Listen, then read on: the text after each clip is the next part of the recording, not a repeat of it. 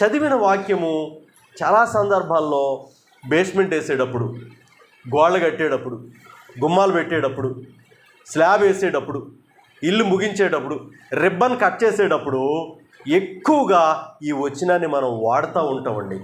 చాలా సందర్భాల్లో ఈ వచనం చాలాసార్లు వినేసాను కదా నేను. ఏంటండి ఈ మాట చాలాసార్లు వినేసాను కదా, మళ్ళీ ఎందుకు నాకు ఈ బాధ అనుకుంటారు కొంతమంది. ఇది కీడుకరమైన బాధ కాదండి, మేలుకరమైన బోధే. ఏంటండి ఇది? మేలుకరమైన బోధే. సొలొమోను గారు ఈ కీర్తన రాశారు. గోడలలో మొలుచు హిస్సోపు చెట్టు గురించి కూడా ఆయన రాశాడు. పాత నిబంధన గ్రంథంలో పాపము పోగొట్టుకోవాలంటే హిస్సోపు చెట్టు కూడా కలవాలి. అందుకోసమే దావీదు భక్తుడు అంటాడు, తన తండ్రి అంటాడు పాపం చేసినప్పుడు, హిస్సోపుతో నన్ను బాగుగా కడుగుము, పవిత్రపరచుము, పరిశుద్ధపరచుము, నన్ను కడుగు, అంగీకరించు అని చెప్పి వేదనతో కన్నీటితో 51వ కీర్తనలో మాట్లాడతాడండి ప్రియమైన వాళ్ళ. ఇంకా సొలొమోను గురించి అనేకమైన విషయాలు మనం నేర్చుకోవచ్చు. చూడండి, యెహోవా ఇల్లు కట్టించని ఎడల దాని కట్టువారి ప్రయాసము వ్యర్థమే. మీరు అనుకున్నట్లు అయితే ఈ వచనం వెళ్ళట్లేదని ప్రభువునందు ఆత్మీయంగా విశ్వాసం ఉంచి నేను మాట్లాడుతూ ఉన్నా. యెహోవా ఇల్లు కట్టించని ఎడల దాని కట్టువారి ప్రయాసము వ్యర్థమే. చూడండి, ఒకసారి వాక్యాన్ని మనం జ్ఞాపకం చేసుకుంటే, యెహోవా ఎవరు అని అంటే ఆదికాండము 1వ అధ్యాయము 26 ప్రకారము ఆయన సృష్టికర్త అయిన దేవుడు. ఆయన సృష్టికర్త అయిన దేవుడు, ఈ సృష్టికి పునాది వేసిన దేవుడు. రండి మనము కలిసి మన పోలికతో మన స్వరూపమందు నరులను చేయదము. మన సృష్టికర్త ఆయన. ఈ సర్వభూమిని, ఆకాశమును, అందున్న సమస్తమును ఆయన సృష్టించిన సృష్టికర్త యెహోవా. ఇంకా యెహోవా ఎవరు? చూడండి, ఆదికాండము 1వ అధ్యాయము 1వ వచనం ప్రకారం ఆయన దేవుడు.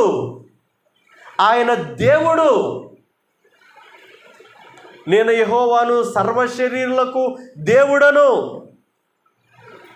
అందరికీ ప్రభువును, అందరికీ దేవుడను, ఒక మనిషి నుండి అందరినీ పుట్టించిన వాడిని, పోషిస్తున్న వాడిని అని ఆయన సెలవిస్తూ ఉన్నాడు. చూడండి, ఇంకా దేవుని వాక్యాన్ని మనం గమనించినట్లయితే ఆదికాండము 1:26 ప్రకారం ఈ సర్వము మీద మనిషికి అధికారం ఇచ్చిన దేవుడు. దేవునికి స్తోత్రం కలుగును గాక, దేవునికి మహిమ కలుగును గాక. ప్రియమైన వాళ్ళరా, ఇంకా మనం దేవుని యొక్క వాక్యాన్ని మనం జ్ఞాపకం చేసుకున్నట్లయితే ఆదికాండము 4వ అధ్యాయాన్ని మనం జ్ఞాపకం చేసుకుంటే వాని క్రియలకు ప్రతిఫలం ఇచ్చే దేవుడు, జీతం ఇచ్చే దేవుడు. కయీను ఉన్నాడు, తనకి దేవుడిచ్చిన దాంట్లోంచి ఏదో తీసుకెళ్దాంలే అని ఏదో అశ్రద్ధగా తీసుకొచ్చాడు, అంగీకరించలేదు, ప్రతిఫలం రాలేదు.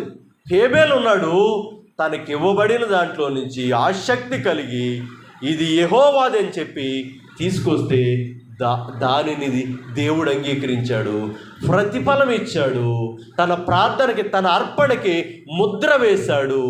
దేవునికి స్తోత్రం కలుగును గాక. ప్రతిఫలం ఇచ్చే దేవుడు యెహోవా అంటే నిర్గమాకాండము 3వ అధ్యాయము 14వ వచనం ప్రకారం ఆయన ఉన్నవాడు అనువాడునై ఉన్నాడు. ఆయన భూత వర్తమాన భవిష్యత్ కాలములో ఉన్న దేవుడు, నిన్న నేడు నిరంతరము ఏకరీతిగా ఉన్నవాడు, మారనివాడు. యుగాలు మారిన, జగాలు మారిన, నీవు మారవయ్యా,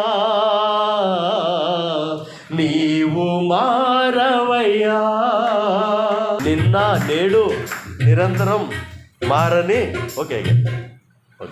మారని దేవుడు. ప్రియమైన వాళ్ళరా, దేవుని వాక్యాన్ని మనం జ్ఞాపకం చేసుకున్నట్లయితే ఆయన దేవుడు, ఆయన సృష్టికర్త, ఆయన మానవునికి ఈ సృష్టి మీద అధికారం ఇచ్చిన దేవుడు. అంత మాత్రమే కాదు, వారి వారి క్రియలకు జీతం ఇచ్చే దేవుడు, నీ ప్రార్థనలకు ప్రతిఫలం ఇచ్చే దేవుడు.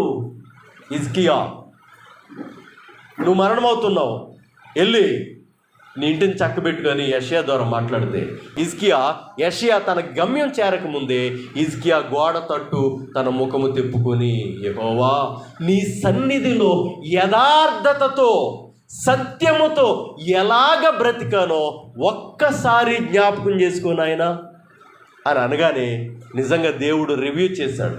నిజంగా దేవుడు జ్ఞాపకం చేసుకున్నాడు. హిజ్కియా నా సన్నిధిలో ఎలా బ్రతికాడో దేవుడు జ్ఞాపకం చూడక్కర్లేదు, ఆయనకి తెలుసు.